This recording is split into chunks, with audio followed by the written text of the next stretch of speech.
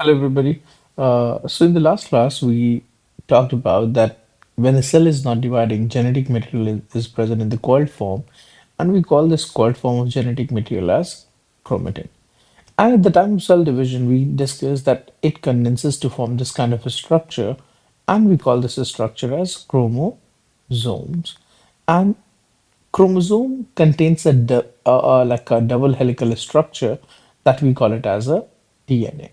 So the structure that you see here is representing the DNA, and you can see it like it has two strands. This is strand number one, and this is strand number two, and the two strands are wound around each other. So the first question, what is the this is structure called? So we say that DNA is a double helical structure, or we also call it as a helix.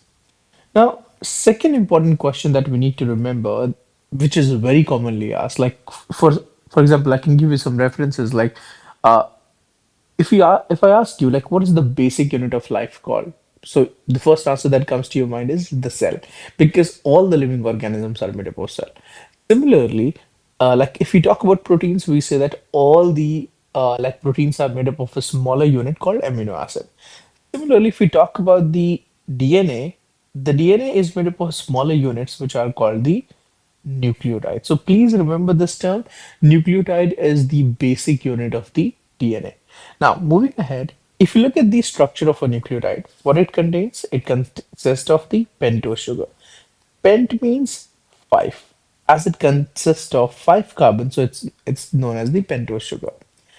If you see carefully here, at this carbon, there is the attachment of a nitrogenous base. And on the other side, we have the phosphate group, which is attached here. So we need to remember nucleotide consists of three major parts. The first one is pentose sugar, second, nitrogenous base, and third one is the phosphate group. Now, there is a one very important thing that is asked here, that if the two DNA strands are interwound around each other, what is holding them together? So one we need to remember that the two strands are held together with the help of the nitrogenous base. And these nitrogenous base are of five major types that we need to remember. That is adenine, guanine, thymine, cytosine, and uracil. And we know that there are two types of genetic material, that is DNA and so DNA has adenine, it has guanine, it has thymine, and it has the cytosine. But if you talk about the RNA, what happens here? It also contains the adenine, guanine, but instead of thymine, it has the uracil and it has a cytosine. So these are the various kind of nitrogenous bases that we see here. And one most important thing that you will see here, that adenine, which is a nitrogenous base, always pairs up with the, if I'm talking about the DNA. So adenine always pairs with thymine. And if you see here, what is this representing? This is representing the hydrogen bonds. So how adenine and thymine are bonded together? So with the help of two hydrogen bond.